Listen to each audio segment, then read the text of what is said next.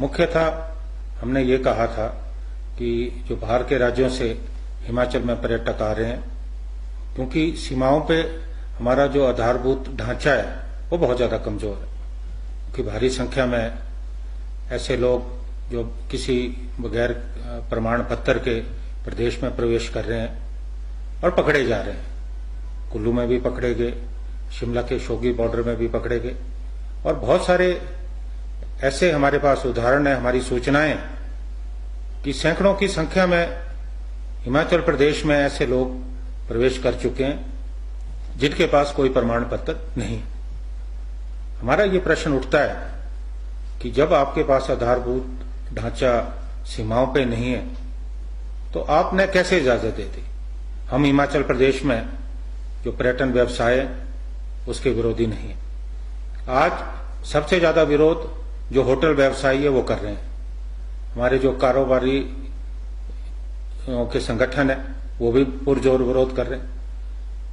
मुख्यमंत्री जी ने बहुत ज्यादा जल्दी की, केंद्र के आदेश को मानने का उन पे दबाव था। उन्होंने हिमाचल की जो भौगोलिक स्थिति है उसको समझते हुए केंद्र सरकार से रियायत लेने की जरूरत थी, जो उन्होंने नहीं किया। हमारी भौगोलिक स्थिति दूसरे प्रदेशों से भिन्न है। मुख्यमंत्री जी को इस बात की समझ होनी चाहिए, लेकिन जो फैसला उन्होंने किया, आज जिस ढंग से हजारों की तादाद में हिमाचल प्रदेश में जो पर्यटक हैं वो प्रवेश कर रहे हैं, ये चिंता का विषय है। मुख्यमंत्री जी ने एक झूठ और कहा कि कांग्रेस पार्टी ने जो भारी राज्यों से जो हिमाचल के लोग हैं उनको प्रदेश में लाने का विरोध किया। बिल्कुल गलत है। आप लोग जानते हैं, हमने भी कई बार बयान दिए, ऑन रिकॉर्ड है। कांग्रेस पार्टी ने सबसे पहले कहा कि हिमाचल प्रदेश के जो लोग बाहर हैं, छात्र हैं, उनको हिमाचल में लाने की व्यवस्था होनी चाहिए।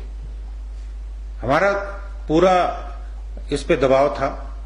साथ में हमने ये भी कहा कि जो लोग हिमाचल वापस आए उनको प्रॉपर प्रोटोकॉल फॉलो करना चाहिए, उसके बाद उनको लाया जाना चाहिए। लेकिन जिस ढंग से सरकार ने निर्णय लिया, सीधा कॉन्स्टिट्यूशनल क्वारंटीन की जगह घरों में भेजे गए लोग, उससे जो है ये महामारी फैली है। पहले जो नंबर 0 पे आ रहा था आज हजारों पे पहुंच गया। तो इसके लिए मुख्यमंत्री जो है जिम्मेवार है। हमने कभी नहीं कहा कि हमारे जो लोग बाहर फंसे उन्हें नहीं लाना, प्रदेश में नहीं लाया जाना चाहिए। दूसरी बात, मुख्यमंत्री जी कहते हैं कि कांग्रेस पार्टी नहीं चाहती कि प्रदेश में पर्यटन उद्योग जो है वो फिर से पुनर्स्थापित हो। हम चाहते हैं हिमाचल प्रदेश में रोजगार के साधन उपलब्ध होने चाहिए, पर्यटक उद्योग फिर से शुरू होना चाहिए, पर्यटन उद्योग शुरू होना चाहिए। लेकिन आप सरकार की जो जिम्मेवारी है सरकार वहन नहीं कर रही है। मेरा तो मुख्यमंत्री जी से निवेदन है कि आप विधानसभा का सत्र बुलाइए, क्योंकि आपके स्वयं के जो विधायक हैं पार्टी के, उन्होंने भी मांग की। आप विधानसभा में चर्चा कीजिए, जो कारोबारी हैं उनको बुलाइए, और कांग्रेस पार्टी भी स्टेक होल्डर है, हमको बुलाइए, इस पर चर्चा कीजिए।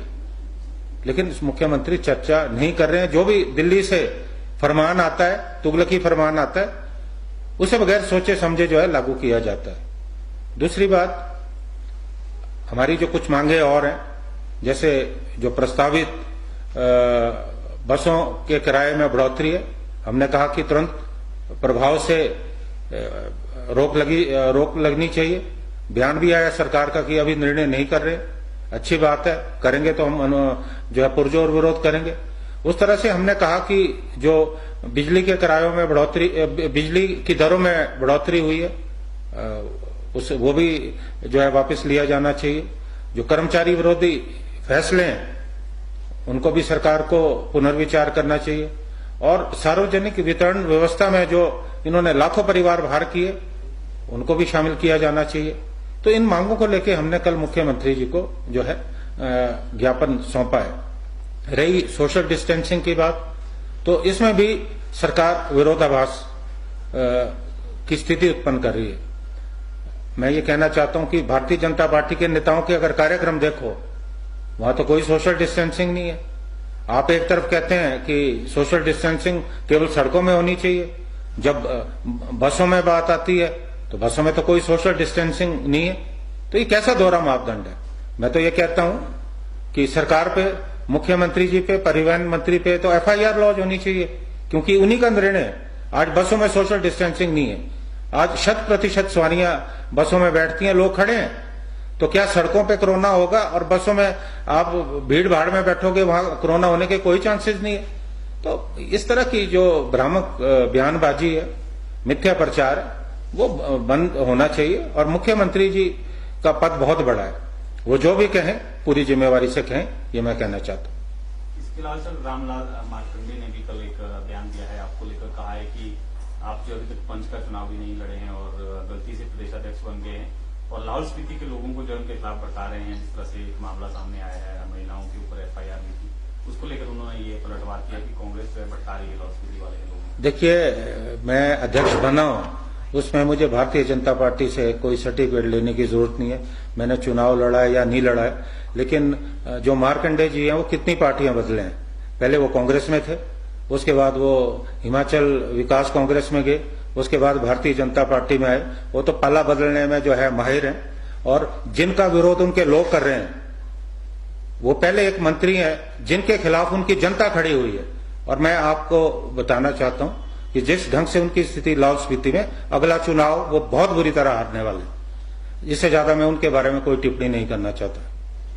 मुख्यमंत्री ने भी आरोप किया, उसमें उन्होंने कहा है कि जिस तरह से कांग्रेस में जो गुटबाजी सामने आई है, लंच दे रहे हैं, अलग अलग दड़े, और उसके बाद जो है ये कांग्रेस में आपसी तालमेल कुछ भी नहीं है और वो बेवजह के आरोप सरकार पे लगा रहे हैं। देखिए, मैं पहले कह चुका हूं कि लंच और डिनर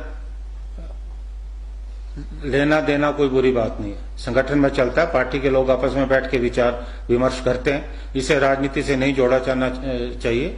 जो भारतीय जनता पार्टी में हो रहा है उसके बारे में उनका क्या कहना है? जिस तरह से वहां भारतीय जनता पार्टी के वरिष्ठ नेता एक दूसरे पे आरोप लगा रहे हैं, कांगड़ा का मामला थोड़े दिनों पहले शांत हुआ है, किस तरह से वहां विद्रोह हुआ, और अभी जो भारतीय जनता पार्टी की नई सांसद है इंदु गोस्वामी जी, उन्होंने स्पष्ट तौर पे जो भारतीय जनता पार्टी के संगठन से जुड़े लोगों पे आरोप लगाए हैं। तो मुख्यमंत्री जी पहले अपना घर ठीक करें, उसके बाद कांग्रेस के बारे में सोचें। हम सक्षम हैं, अगर हमारे अंदर कोई बात होगी हम आपस में बैठ के निपटा देंगे, वो अपने घर का निपटारा करें।